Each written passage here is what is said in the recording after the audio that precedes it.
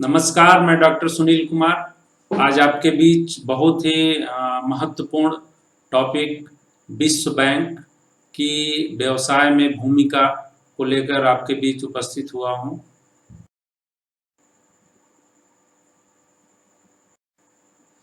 विश्व बैंक विशिष्ट संस्था है।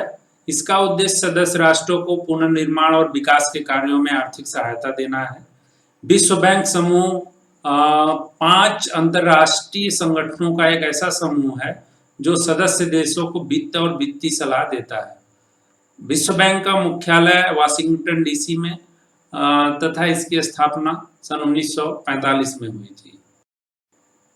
अंतर्राष्ट्रीय पुनर्निर्माण और विकास bank, international bank for reconstruction and development (IBRD) और अंतर्राष्ट्रीय मुद्रा कोष, इंटरनेशनल मॉनेटरी फंड (IMF) की स्थापना एक साथ वर्ष 1944 में अमेरिका के न्यू हैम्पशायर में ब्रेटन वुड्स सम्मेलन के दौरान हुई थी। ये दोनों संस्थाएं ब्रेटन वुड्स की संस्था है। ब्रेटन वुड्स सम्मेलन को आधिकारिक तौर पर संयुक्त राष्ट्र मौद्रिक और वित्तीय सम्मेलन United Nations monetary and financial conference के रूप में जाना जाता है। 22 जुलाई 1944 तक कुल 44 देशों के प्रतिनिधि इस सम्मेलन में शामिल हुए थे। इसका तात्कालिक उद्देश्य द्वितीय विश्व युद्ध और विश्वव्यापी संकट से जूझ रहे देशों को मदद करना था।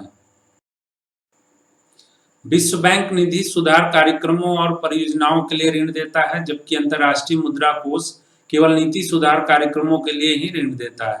इन दोनों संस्थाओं में एक अंतर यह भी है कि विश्व बैंक केवल विकासशील देशों को ऋण देता है, जबकि अंतर्राष्ट्रीय मुद्रा कोष के संसाधनों का इस्तेमाल निर्धन राष्ट्रों के साथ साथ धनी देश भी करते हैं। इसका मुख्य उद्देश्य सदस्य राष्ट्रों को पुनर्निर्माण और विकास के कार्यों में आर्थिक सहायता देना है। यह एक अग्रणी विकास संस्था है जो विकासशील देशों में गरीबी से लड़ने के लिए तथा सतत विकास को बढ़ावा देने के लिए ऋण गारंटी, जोखिम प्रबंधन, उत्पादों और विश्लेषणात्मक तथा सलाहकार सेवाएं देने का काम करता है। इसके सदस्य देश संयुक्त राष्ट्र के रूप में इसके लिए जिम्मेदार होते हैं कि इसका कोई वित्त पोषण किया जा सकने वाला या किसी को पैसा कैसे खर्च किया जाए। विश्व बैंक का प्रयास सतत गरीबों में कमी के उद्देश्य से सहस्त्राब्दी विकास लक्ष्यों तक पहुंचने पर केंद्रित होता है।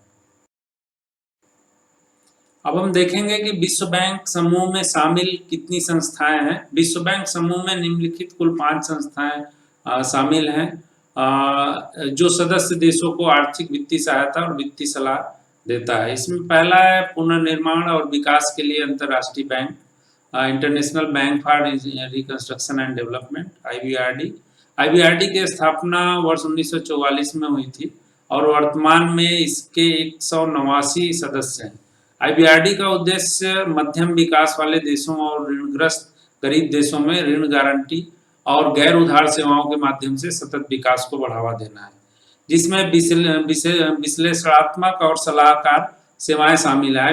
IBRD उन सदस्य देशों के स्वामित्व में है जिनकी मतदान शक्ति देश की सापेक्ष आर्थिक शक्ति के आधार पर इसकी पूंजी सदस्यता से जुड़ी हुई है। IBRD दुनिया के वित्तीय बाजारों में अपना अधिकांश धन जुटाता है और वर्ष 1959 से इसने AAA रेटिंग बनाए रखी है। IBRD और IDA मिलकर विश्व बैंक का स्वरूप लेते हैं जो विकासशील देशों की सरकारों को वित्त पोषण, नीति सलाह और तकनीकी सहायता प्रदान करता है। यह विश्व बैंक के परिचालन खर्चों को वहन करता है और बेहद गरीब देशों के लिए IDA को धन प्रदान करता है।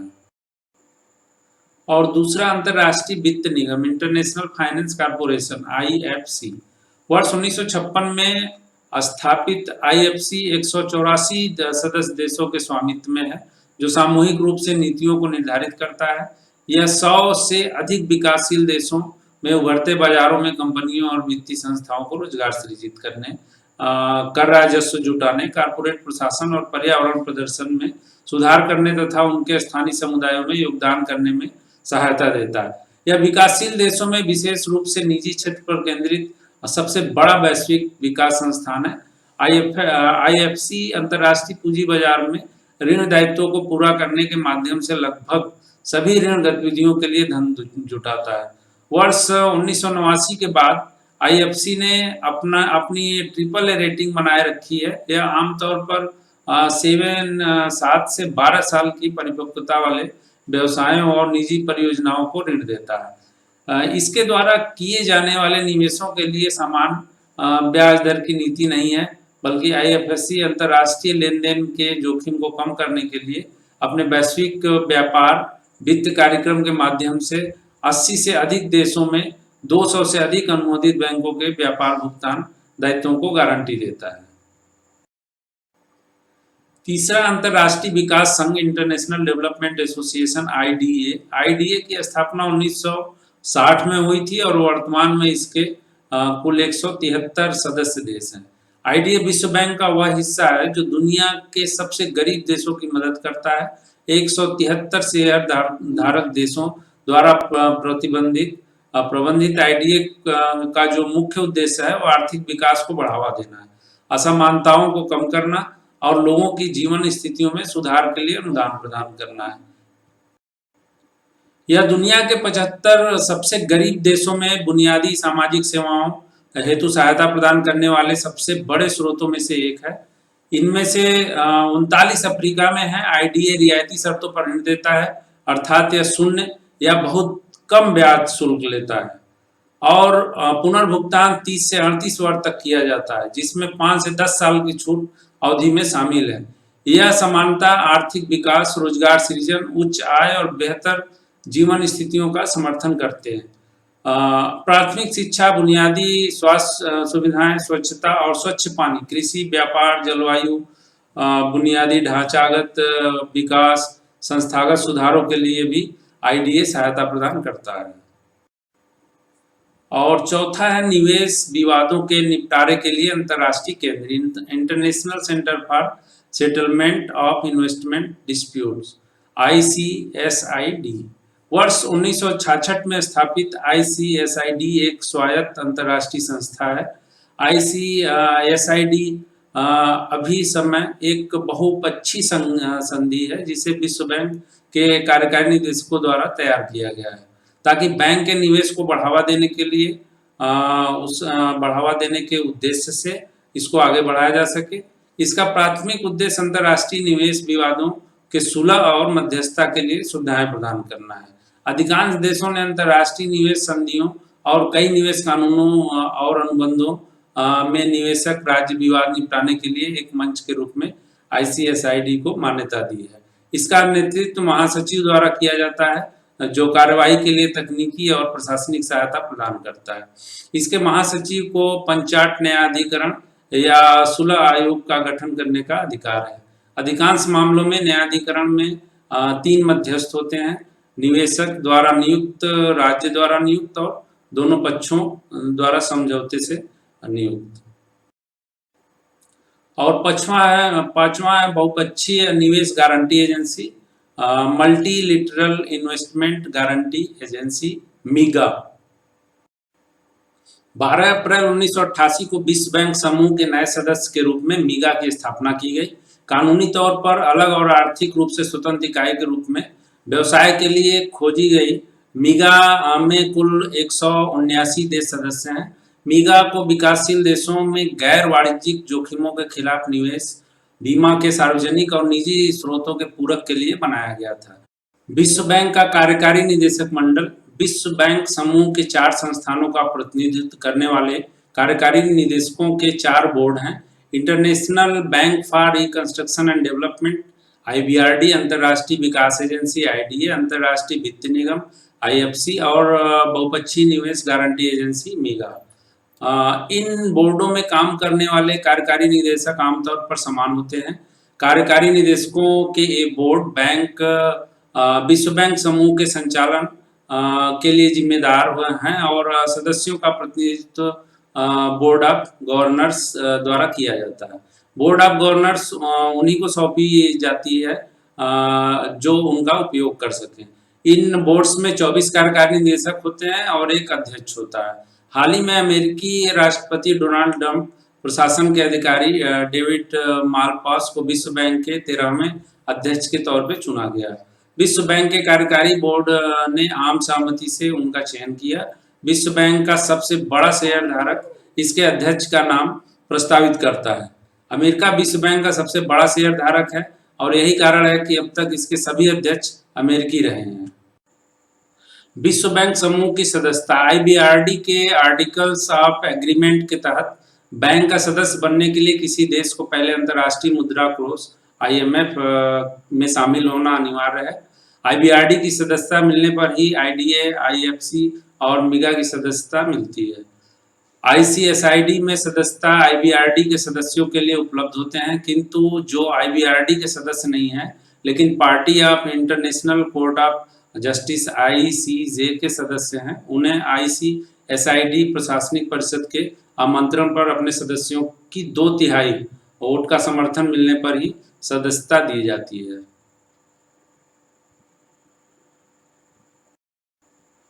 विश्व बैंक समूह और भारत ब्रेटन वुड्स में किए गए समझौते के मूल हस्ताक्षरकर्ताओं में से एक था, जिसने international bank for reconstruction and development IBRD और अंतर्राष्ट्रीय मुद्रा कोष की स्थापना की। भारत वर्ष 1956 में IFC और 1960 में IDA के संस्थापक सदस्यों में शामिल था। भारत जनवरी वर्ष 1994 में मिगा का सदस्य बना। भारत ICSID का सदस्य नहीं है। इसके पीछे भारत का तर्क यह है कि ICSID कन्वेंशन निष्पक्ष नहीं है और इसके नियम विकसित देशों के पक्ष में झुके हुए हैं। ICSID में केंद्रीय अध्यक्ष विश्व बैंक का अध्यक्ष होता है। अध्यक्ष मध्यस्थों की नियुक्ति करता है। यदि मध्यस्थता से जुड़े निर्णय संतोषजनक नहीं होते हैं तो असंतुष्ट पक्ष एक पैनल से अपील करता है, जिसे ICSID द्वारा ही गठित किया जाता है। इसमें भारतीय अदालतों द्वारा निर्णय की समीक्षा किए जाने की कोई गुंजाइश नहीं होती है, भले ही उसका यह निर्णय सार्वजनिक हित के विरुद्ध हो। वर्ष 1949 में भारतीय रेल को ऋण देने के साथ IBRD द्वारा भारत को ऋण देने की शुरुआत हुई तथा वर्ष 1959 में भारत में IFC और वर्ष 1961 में IDA द्वारा पहला निवेश एक राजमार्ग निर्माण परियोजना पर किया गया। 1950 के दशक के दौरान भारत हेतु विश्व बैंक के ऋण का एकमात्र स्रोत IBRD था। दशक के अंत तक भारत की बढ़ती ऋण समस्या विश्व बैंक समूह के साथ लोन से जुड़े IDA के लॉन्च में एक महत्वपूर्ण कारक बनी। 1960 के दशक के अंत में अमेरिका ने अपने द्विपक्षीय सहायता कार्यक्रम में तेजी से कटौती की, जो उस समय भारत के बाहरी संसाधनों का सबसे बड़ा स्रोत था। तब से ही विश्व बैंक आधिकारिक तौर पर दीर्घकालीन वित्त के सबसे महत्वपूर्ण स्रोत के रूप में उभरा। 1960 और 1970 के दशक के दौरान IDA ने विश्व बैंक द्वारा किए गए कुल ऋण का लगभग 3/4 हिस्सा भारत को दिया। इस प्रकार IDA से अब तक सबसे बड़ा ऋण प्राप्त करता भारत बना और यह राशि कुल दिए गए सभी ऋणों के 2/5 हिस्से के बराबर थी। चीन वर्ष 1980 में विश्व बैंक में शामिल हुआ और उसने सीमित IDA संसाधनों पर अपनी दावेदारी भी जताई। अफ्रीका के बिगड़ते आर्थिक हालात और भारतीय अर्थव्यवस्था के बेहतर प्रदर्शन से IDA में भारत की ऋण हिस्सेदारी तेजी से कम होने लगी। 1980 के दशक में विश्व बैंक ने नीतियों में सुधार और आर्थिक उदारीकरण पर जोर दिया। यह भारत के बुरे दौर से गुजर रहे सार्वजनिक संस्थानों को ऋण देता रहा और भारत की बंद अर्थव्यवस्था की आलोचना को लेकर मौन साधे रहा। वर्ष 1991 के व्यापक आर्थिक संकट के बाद परिस्थितियों में तेजी से बदलाव आया। इसके बाद संरचनात्मक समायोजन कार्यक्रम स्ट्रक्चरल एडजस्टमेंट प्रोग्राम SAP के अंतर्गत ऋण देने के लिए विश्व बैंक के लिए भारत महत्वपूर्ण देश बन गया, क्योंकि उसने वित्त, कराधान और निवेश तथा बिजनेस आदि क्षेत्रों में नीतिगत सुधारों के लिए सहमति जताई थी। भारत को वर्तमान में मिश्रित देश के रूप में वर्गीकृत किया गया और इसे निम्न मध्यम आय से मध्यम आय में जाने वाले देश के रूप में परिभाषित किया गया तथा यह IDA और IBRD दोनों ऋण लेने के योग्य देश हैं। विश्व बैंक के IBRD सबसे अधिक ऋण लेने वाला देश भारत है। 2015 से 2018 के बीच विश्व बैंक ने भारत को लगभग $10.2 मिलियन का ऋण दिया है। विश्व बैंक समूह ने 2019 से 2022 की अवधि में भारत के लिए 25 से 30 मिलियन डॉलर की योजनाओं हेतु ऋण प्रतिबद्धता को मंजूरी दी है। भारत के भविष्य को लेकर विश्व बैंक का रुख। 1.3 अरब की जनसंख्या और विश्व की 5 सबसे बड़ी अर्थव्यवस्थाओं में से एक भारत की हाल की समृद्धि तथा इसका विकास वर्तमान समय की अत्यंत उल्लेखनीय सफलताओं में से एक है। आज फार्मा, इस्पात, सूचना और अंतरिक्ष संबंधी प्रौद्योगिकियों में भारत की पहचान विश्व स्तर पर है तथा इसे अंतर्राष्ट्रीय स्तर पर एक ऐसी आवाज माना जाता है जो इसके विशाल आकार और संभावनाओं के अनुरूप है। भारत में सबसे बड़े बदलाव आ रहे हैं जिनमें इसके लिए 21वीं सदी का मजबूत देश बनने के नए नए अवसर पैदा हो रहे हैं। भारत विश्व का सबसे विशाल और अत्यंत युवा श्रम शक्ति वाला देश है। साथ ही देश में शहरीकरण की तीव्र प्रक्रिया चल रही है और प्रतिवर्ष लगभग 1 करोड़ लोग रोजगार तथा अवसरों की तलाश में कस्बों और शहरों की ओर रुख कर रहे हैं। यह इस सदी का विशालतम ग्रामीण और शहरी प्रवासन है।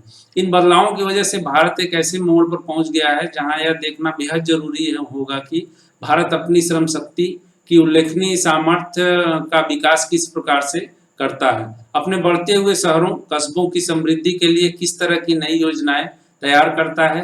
इन्हीं सब बातों से आने वाले समय में देश और इसके निवासियों का भविष्य निश्चित होगा।